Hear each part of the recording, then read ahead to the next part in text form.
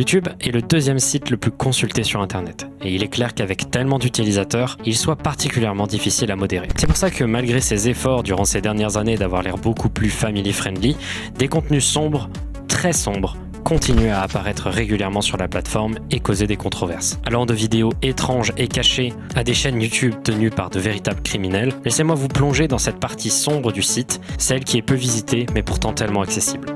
Bienvenue dans la face cachée de YouTube. Bonjour à tous, bienvenue dans ce nouvel épisode de Findings consacré à la face cachée de YouTube. C'est la troisième fois qu'on fait ça, mais cette fois-ci, ça va être un peu différent des autres fois. D'habitude, lorsque je réalise des faces cachées de différents réseaux sociaux et sites internet, c'est en général pour raconter 5 petites histoires issues du sujet en question, mais qui, pour autant, n'ont pas de lien ou de thématique particulière.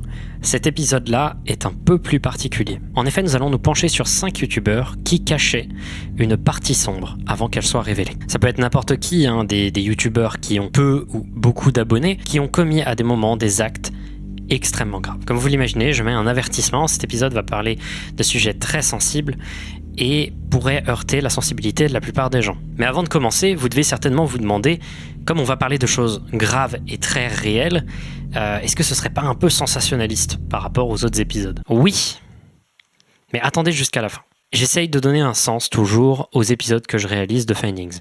Et là, j'aurais quelque chose à dire. Numéro 1, Plasma Mastodon.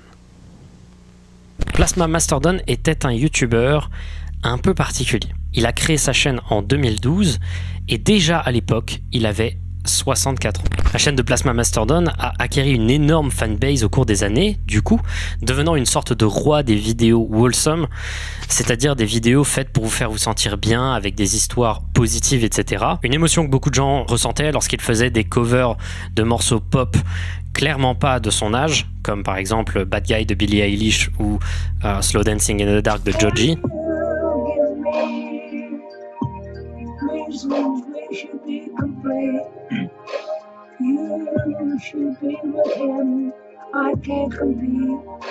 Ça touchait énormément de la communauté de YouTube de voir un vieil homme essayer avec des difficultés de l'âge de se connecter aux plus jeunes. Mais les choses vont prendre un twist un peu différent.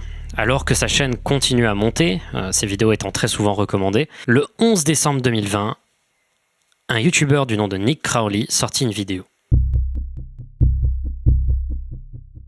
Celle-ci se basait sur un post réalisé le même jour sur le subreddit r/morbid reality.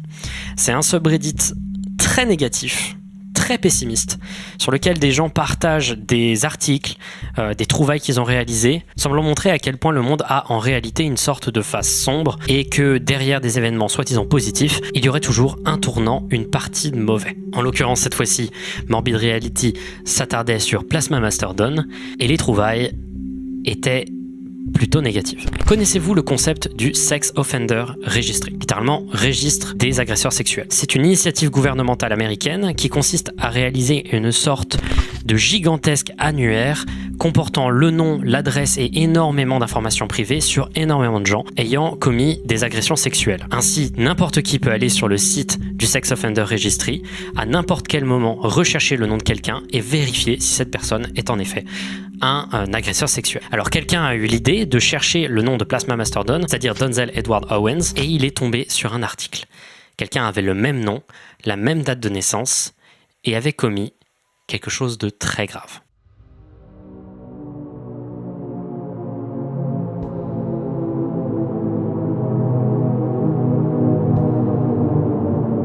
Et pire que tout ça, sur le post Reddit de Morbid Reality, les gens se sont rendus compte d'une chose.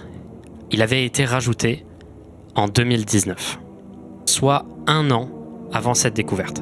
C'était donc, au moment des faits, quelqu'un de dangereux. Bon, certains peuvent dire que ça peut être juste une coïncidence. Ça existe des gens qui ont le même nom, et en plus, c'est pas un prénom et un nom tellement peu communs aux États-Unis. Mais Donzel Edward Owens, non seulement a le même prénom et le même nom que Plasma Mastodon, ils ont aussi de nombreuses autres caractéristiques communes. Le youtubeur Nick Crowley nota ses caractéristiques en question, même couleur des yeux, même marque de naissance, même voiture, même date de naissance, même ville de domicile. Il porte dans plusieurs de ses vidéos la même chemise qu'il porte dans le mugshot. Et surtout, et ça vient de moi, c'est évident que c'est lui. C'est la même personne. Le site du Sex Offender Registry notait qu'il avait eu des contacts inappropriés avec un enfant. Il n'y a aucune autre précision sur le fait, mais c'est bel et bien quelque chose d'avéré et quelque chose qui a été reconnu comme tel par le gouvernement américain. Ce n'est pas juste un témoignage. Aucune information précise sur la victime ou sur l'acte n'ont pu être retrouvées, mais c'est amplement suffisant pour comprendre que Don n'était pas une bonne personne, du moins pas quelqu'un de confiance. Quelques jours après la controverse, Donzel annonce sur sa chaîne YouTube qu'il fait une pause dans ses vidéos, prétextant des problèmes de santé, l'empêchant de chanter. À l'époque, les gens trouvaient ça un peu suspect, que juste au moment où on se rend compte qu'il a commis des choses horribles, qu'il parte soi-disant pour des problèmes de santé. Mais, le 21 décembre 2020, soit 10 jours après le post Reddit, Donzel meurt des complications d'une maladie. Ça n'a jamais été confirmé à 100%, mais un article nécrologique en son nom a été retrouvé sur internet, semblant donc confirmer ce fait. Nul ne sait vraiment si Plasma Mastodon s'est servi de sa chaîne YouTube pour groom des enfants, ou si ce n'était qu'un événement isolé, et c'est probablement quelque chose qui restera inexpliqué pendant longtemps, si ce n'est jamais. Numéro 2, Peluchin Entertainment. Alors celui-là il est particulièrement choquant et à n'importe quel moment vous pouvez passer au prochain sujet si vous vous sentez mal à l'aise. Parce que ça va toucher un sujet qui, pour certaines personnes, est insoutenable.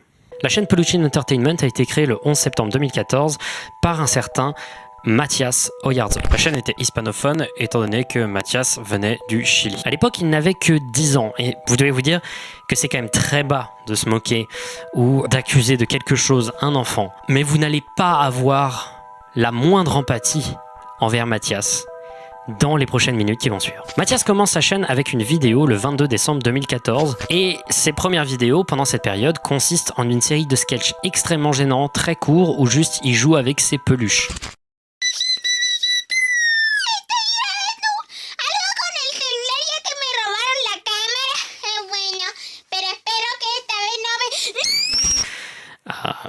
Ok. Ensuite, il va se décider à changer de contenu pour faire des Let's Play Five Nights at Freddy's, tout aussi gênants et particulièrement désagréables à regarder.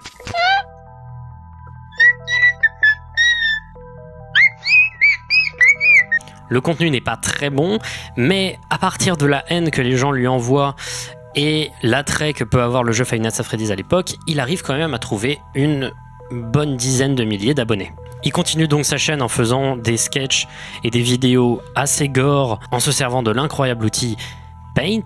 Sur le moment, pour moi, c'est juste un enfant qui cherche l'attention. Mais même s'il avait l'air assez dérangé à l'époque, lentement il a commencé à montrer un comportement assez mauvais.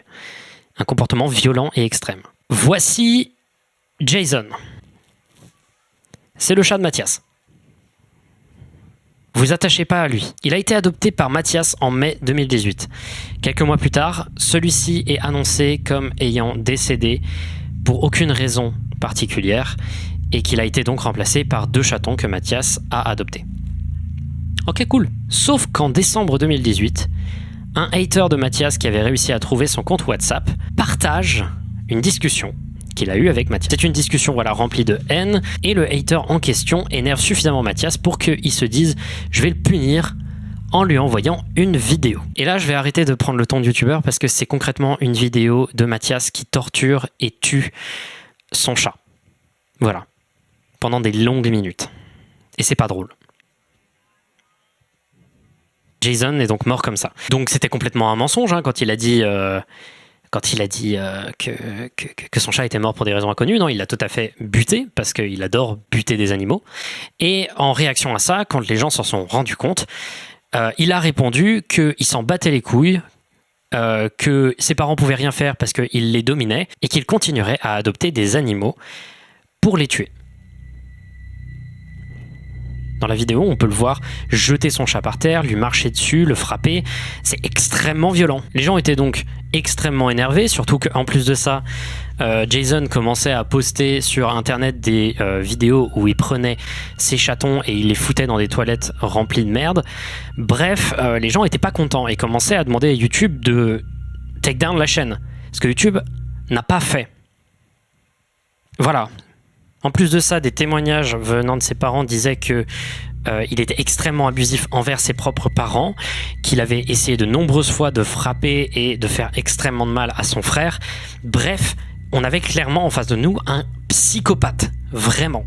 Et il n'en avait rien à foutre parce qu'en plus de ça, les lois dans son pays sont particulièrement protectrices des mineurs et donc il ne risquait aucunement la prison, aucunement quoi que ce soit qui soit en rapport avec la loi, et seuls ses parents pouvaient prendre. Donc il s'en battait les couilles, il fonçait, il semait le chaos autour de lui, quoi. On va alléger un peu la question en disant que les 2 chatons lui ont été enlevés, qu'entre-temps sa chaîne s'est fait supprimer par YouTube grâce notamment à un mouvement démarré par le youtubeur Critical, aussi connu sous le nom de Pingouins0, qui était très énervé du fait qu'il y ait de l'inaction de la part de YouTube. Et entre-temps, apparemment, Mathias serait allé en hôpital psychiatrique où il se serait fait des amis, où il commençait à montrer des regrets. Mais ça, c'est ses propres mots. La réalité étant qu'il s'est pris un backlash tellement violent que je pense qu'il a voulu un peu adoucir la situation. Et notamment, il dit dans cette vidéo que la vidéo où il tape ses chats, c'était lui qui jouait avec.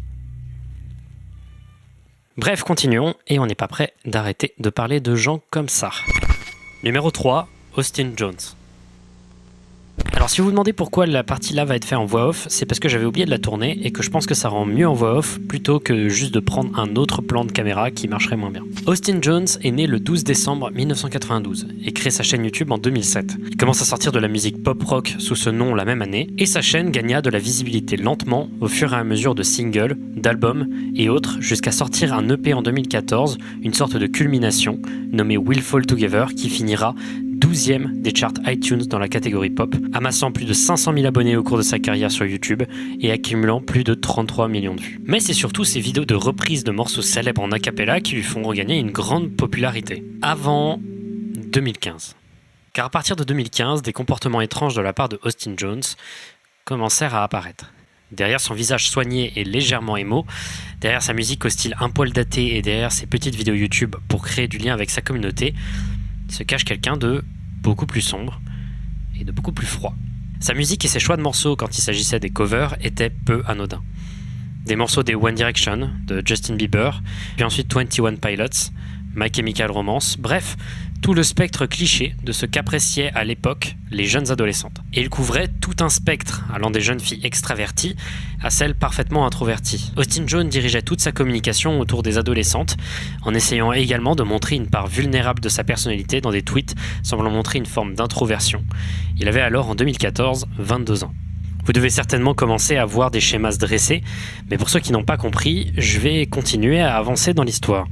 Austin Jones a plusieurs moments essayé de rentrer en contact avec sa communauté à travers des tweets genre « Pendant les prochaines 24 heures, je vais répondre à tous les messages qu'on m'envoie ». Ce genre d'initiative sur Twitter ou Facebook était régulière, et il mentionnait souvent par message Twitter qu'il était en dépression, qu'il était down, et tout ça amenait à des réguliers contacts privés avec le youtubeur de la part de la communauté. En soi, pourquoi pas ? Le problème, c'était la nature de ces échanges. En général, la conversation avec Austin Jones commençait tout à fait normalement, si on peut considérer normal qu'une idole de la pop parle en message privé, un à un, avec une fan. « Hey, tu es magnifique dans le sweat. Merci, je l'aime beaucoup. Tu as pris autre chose ? Pas encore, mais je vais peut-être prendre un t-shirt. Super, d'où viens-tu » Donc comme je vous l'ai dit, des discussions qui ont l'air plutôt inoffensives, mais avec juste une dynamique de pouvoir où Austin Jones est souvent l'idole de l'interlocuteur. Au fur et à mesure de la discussion, le ton va changer. Souvent, le point de non-retour arrive au moment où il mentionne son âge. « Attends, tu as 14 ans ? Oui, je suis plutôt jeune. Tu réalises à quel point tu es chanceuse ? Je ne devrais pas te parler. Pourquoi ? J'ai 23 ans. À partir de cet instant, le ton va devenir extrêmement culpabilisateur et agressif. La seule volonté d'Austin Jones est en clair, il voulait des vidéos de ses fans, des vidéos dénudées, où ses fans twerk pour lui. Ça peut faire rire que ce soit aussi précis, mais c'est son modèle opératoire. Demander des vidéos de danse, de twerk. Et ça devient particulièrement effrayant. Tu as tellement de chance d'avoir mon attention. Prouve-moi que tu es ma plus grande fan. Puis, si la jeune fan se trouvait contrôlée et suffisamment influençable pour envoyer une vidéo, Austin en abusait. Des dizaines et des dizaines de témoignages apparurent en 2015 montrant que ce comportement était régulier et que parfois il allait très loin, au point dans un certain cas précis d'obtenir 25 vidéos d'une même personne twerkant, dont 8 vidéos dénudées où il demandait à la victime d'exposer son anus en face de la caméra. La plupart des messages qu'il envoyait, je ne peux même pas vous les lire tellement c'est immonde et extrêmement violent, plein de manipulation. Le pire, c'est la pression qu'il mettait sur ces jeunes enfants. Dès qu'il refusait un peu les avances d'Austin, il s'énervait, prétextait qu'il était en dépression et que ça lui pourrissait son humeur, qu'elle devait prouver qu'elles étaient ses fans. Il demandait des choses comme aux victimes de préciser leur âge dans les vidéos. Bref. En 2015, le monde d'Austin s'apprête à s'écrouler. Tout le monde en parle, et il est au milieu d'une grosse controverse. Il mettra 1 semaine à faire une réponse, et là arrive un des moments les plus honteux de l'histoire de YouTube. Sa vidéo d'excuses. Hi guys. I know a lot of you probably have some really harsh and negative opinions towards me right now, and I understand why you do. Durant cette vidéo, il se présente d'abord comme un coupable qui s'excuse sincèrement. Puis subtilement, il place des petites phrases ici et là qui le victimisent. This really blew up online when a YouTuber and someone that's very popular on social media somehow found this out and decided to blast it out there. I'm not going to say any names because I've come under attack on social media from my name being spread around. Et ça va durer toute la vidéo, de pire en pire, comme vous allez le voir.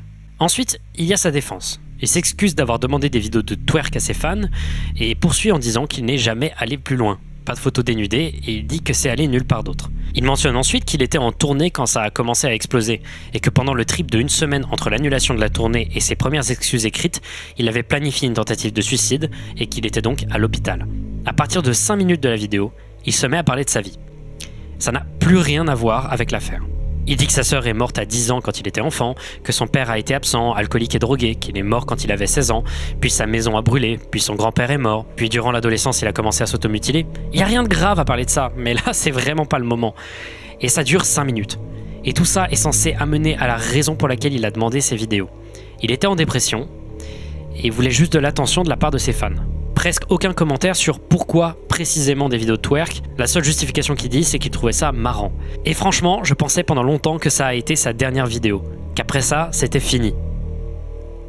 Ses excuses ont marché. Internet a partiellement excusé Austin Jones, prétextant la présomption d'innocence, mais on ne fuit jamais longtemps. Hannah, I actually really do think you're pretty, and I just wanted to make you feel special. And I'm sorry you're mad at me. En 2017, beaucoup d'autres témoignages commencèrent à apparaître à nouveau. Hi, my name is Aurora, and this is a story about how Austin Jones wanted me to twerk for him. Et notamment une vidéo fit surface sur internet montrant Austin Jones donnant un tutoriel à une fan pour l'apprendre à twerker. Les accusations recommencèrent quand soudain le 12 juin 2017, Austin Jones est arrêté à l'aéroport O'Hare par des officiers de police pour production de pédopornographie. Des dossiers furent mis publics, montrant que toutes les accusations, même les pires, tout ça était vrai. Il fut aussi révélé que Kevin Leeman, le producteur du Vans Warped Tour, un festival de musique auquel il était censé participer et dont il a annulé sa venue, avait couvert Austin Jones durant toute la durée des accusations, faisant pression sur des victimes et des journalistes pour ne pas parler. Ce fut également le cas pour son manager Brian Stars. Bref, le 1er février 2019, il plaide coupable pour création de pédopornographie et est condamné à 10 ans de prison. Il y restera jusqu'au 31 décembre 2027. Bien fait.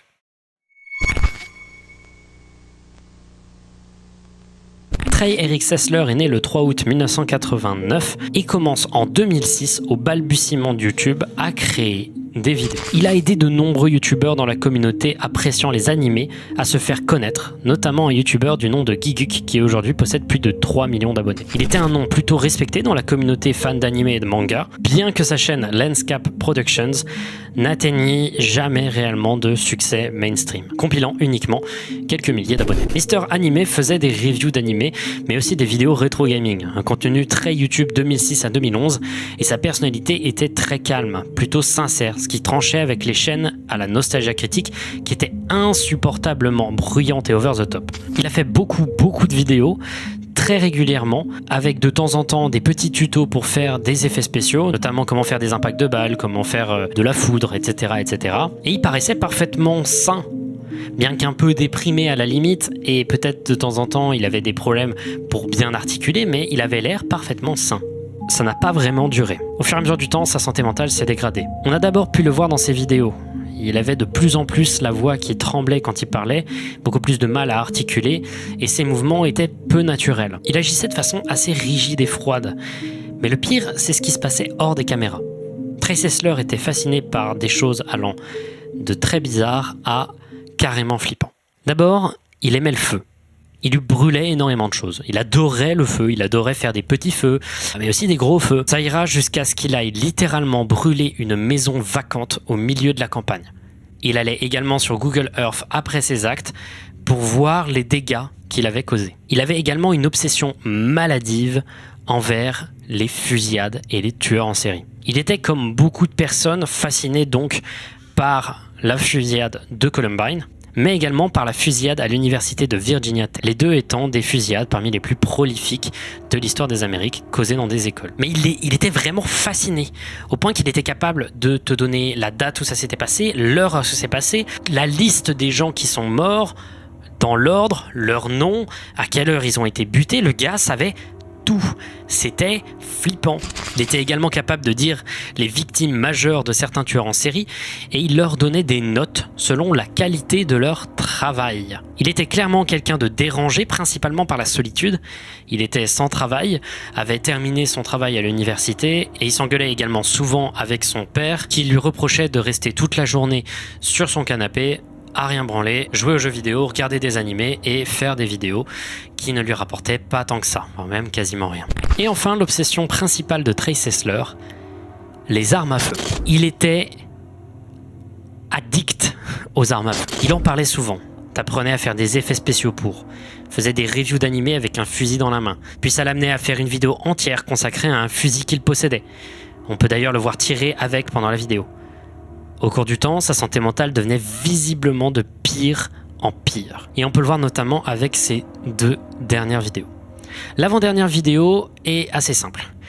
Il y raconte, avec une voix très tremblante, qu'il décide de prendre du temps pour lui, de faire une pause, quelque chose qu'il n'avait pas fait depuis très longtemps sur sa chaîne YouTube et qu'il reviendrait dans les semaines à venir. This is just an update video to let you guys know that I'm going to reward myself with probably a 2 or 3 week break. Quelques semaines après, il revient avec une vidéo. La dernière vidéo qu'il ait jamais postée.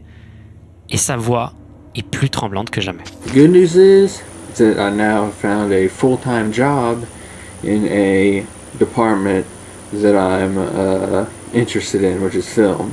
Please support me. Keep watching Mr. Anime Reviews. Il annonce qu'il a trouvé un travail dans le domaine de la vidéo, ce dont il est très heureux, mais qui va malheureusement l'empêcher de faire beaucoup de vidéos sur sa chaîne. Le dialogue est très tremblant, il est rigide, il a l'air vraiment instable et encore plus perdu qu'avant. Ce n'était pas anodin. Cette vidéo a été postée le 13 mars 2012. Une semaine après, le 20 mars, dans les premières heures de la matinée, Trace Essler demande à sa mère d'aller dans le garage. Ici, il lui tire dans le ventre à bout portant, la tuant instantanément sur le coup. Il revint ensuite dans la maison et tira sur la tête de son frère Mark, qu'il considérait comme son meilleur ami et qui avait d'ailleurs participé à quelques-unes de ses vidéos. Son père fut réveillé par les coups de feu. Il descendit voir ce qu'il se passait avant de se faire tirer dessus par Trey, qui l'attendait en bas. Il a ensuite saccagé sa maison et tué tous ses animaux de compagnie avant de prendre le fusil et d'entrer dans sa voiture dans l'objectif de tuer à son ancienne école le maximum de personnes afin d'effectuer la fusillade la plus prolifique de l'histoire de l'Amérique. Il attendit quelques temps sur le parking de l'école avant de revenir chez un de ses amis, puis de se faire retrouver par la police. Trace Essler avouera par la suite dans des interviews qu'il a décidé de tuer sa famille pour ne pas qu'ils aient à vivre en sachant que leur fils avait causé une fusillade. Sur les murs de sa maison, on pouvait voir écrits de manière très erratique des messages comme « Je ne pourrai jamais me pardonner pour ce que j'ai fait. Pourquoi ai-je fait ça? J'aime ma famille. » Trace Essler a été condamné à la prison à vie et aujourd'hui on ne sait toujours pas où il a été transféré et on ne sait pas comment il vit la prison. Il a été plutôt collaboratif avec la police et montre du regret pour ce qu'il a fait, mais rien ne doit être excusé. C'est un individu qui a été rongé par des maladies mentales et des obsessions sombres et il mérite néanmoins quand même d'être puni pour l'horreur de ses actes.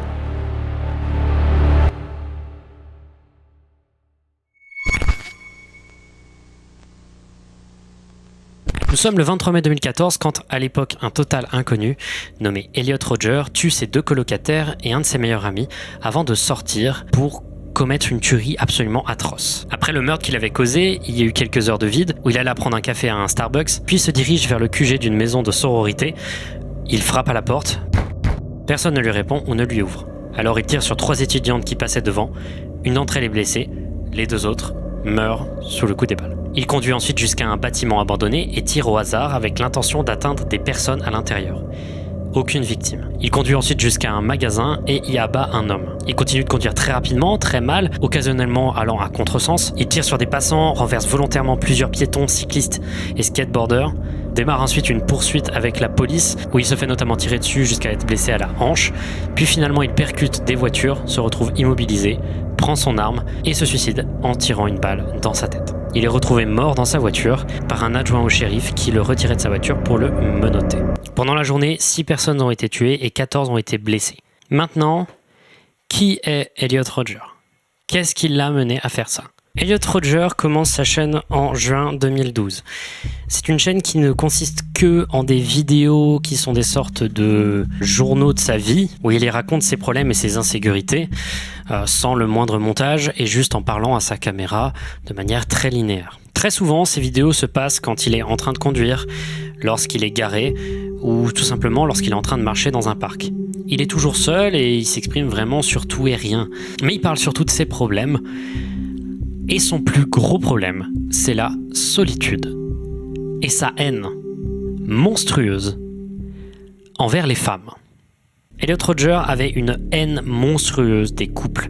Il parle beaucoup de l'injustice qu'il a subie de la part de l'humanité. Il se sent rejeté par les femmes et il a l'impression que ce n'est pas juste. Étant donné qu'il se trouve absolument magnifique, il a un complexe narcissique extrêmement élevé et il ne comprend donc pas du tout pourquoi les femmes le rejetteraient. I don't know why you girls are so repulsed by me. It doesn't make sense. I do everything I can to appear attractive to you. Il se considère notamment comme le gentleman parfait, ayant une très bonne voiture, étant issu d'une famille très riche et étant, selon ses propres mots, absolument magnifique. Il faisait partie en fait d'une communauté que moi personnellement je hais, voilà, mais d'une communauté qui s'auto-appelle les incels, involuntary celibate, c'est-à-dire des gens qui sont célibataires sans le vouloir, qui donc ont du mal à trouver, et c'est très souvent le cas, une copine. Les incels considèrent particulièrement, et c'est ça qui les transforme de simples personnes recherchant une copine à des individus que je déteste, ces gens-là considèrent que les femmes leur doivent du sexe, que c'est un devoir qu'elles doivent leur donner et qu'il y a une sorte de supériorité masculine générale qui aujourd'hui est détruite par les méchantes, c'est-à-dire les femmes en général et plus particulièrement les féministes. Elliot Rodger était particulièrement très narcissique et il attendait que les femmes lui donnent leur attention elles-mêmes. Un ami de sa famille par exemple lui a dit « Tu devrais peut-être les complimenter, leur dire des choses sympas pour que les femmes s'intéressent à toi » et lui répondait que non, c'était les femmes qui devaient lui donner de l'attention et qui devaient le complimenter et non l'inverse. Il y avait cette idée de status quo dans sa tête qui était extrêmement toxique et qui l'a amené un peu à tomber dans des schémas de pensée très sombres. I was enjoying such a nice view until they came and sat down and started kissing. This is the reason why life isn't fair. Why does that guy get to have such a beautiful girlfriend while I'm all alone? It's not fair. Selon ses dires, il n'avait jamais approché de femme lui-même. Ses proches le décrivent comme quelqu'un d'extrêmement triste en permanence, qui ne sourit jamais, et surtout quelqu'un d'inoffensif qui ne ferait pas de mal à une mouche. Il était timide et renfermé, il n'avait jamais vraiment montré de signes d'agressivité, bien que sa belle-mère, elle, le considérait comme extrêmement froid, calculateur et manipulateur. Cet homme était également raciste et il s'est notamment à un moment énervé contre une personne asiatique qui parlait à sa copine blanche. Je raconte cette anecdote parce que c'est très représentatif, mais à la même soirée, il s'est mis en hauteur et a insulté tous ceux qui passaient avant d'essayer de pousser les gens. Il a fini par se faire pousser et est ensuite allé voir la police en disant qu'il s'était fait agresser. Elliot Rodger était donc quelqu'un qui était constamment, obligatoirement, la bonne personne. Le monde lui voulait du mal et il ne devait jamais se remettre en question sur lui-même, étant, dans ses dires, quelqu'un de supérieur. À ce moment-là, on le sent un peu plus venir, la catastrophe qui va arriver. Arrive en 2014 les dernières vidéos qu'il poste sur YouTube. À ce moment-là, sa haine des femmes et son désespoir est à son paroxysme. Quelques heures avant la majeure tuerie dans la rue, dans sa voiture, il poste 2 vidéos qu'il avait enregistrées la veille. Et la deuxième s'appelle Rétribution. Littéralement châtiment et punition. Également avec ces vidéos qu'on va décrire après, il a envoyé à plusieurs des membres de sa famille un manifeste, un très long manifeste appelé My Twisted World, racontant sa vie et ses motivations par email. Mais revenons donc sur les 2 dernières vidéos qu'il a postées parce qu'elles sont aujourd'hui très connues. La vidéo Rétribution en particulier est un long dialogue à lui-même où il annonce toute sa haine envers les femmes. Et si certains passages peuvent paraître cringe, le fait qu'il ait vraiment fait ce qu'il a dit est terrifiant. You girls have never been attracted to me. I don't know why you girls aren't attracted to me, but I will punish you all for it. I will slaughter every single spoiled, stuck-up, blonde I see inside there. You will finally see that I am, in truth, the superior one, the true alpha male. You denied me a happy life, and in turn, I will deny all of you life. Alors pourquoi je parle de ça en dernier ?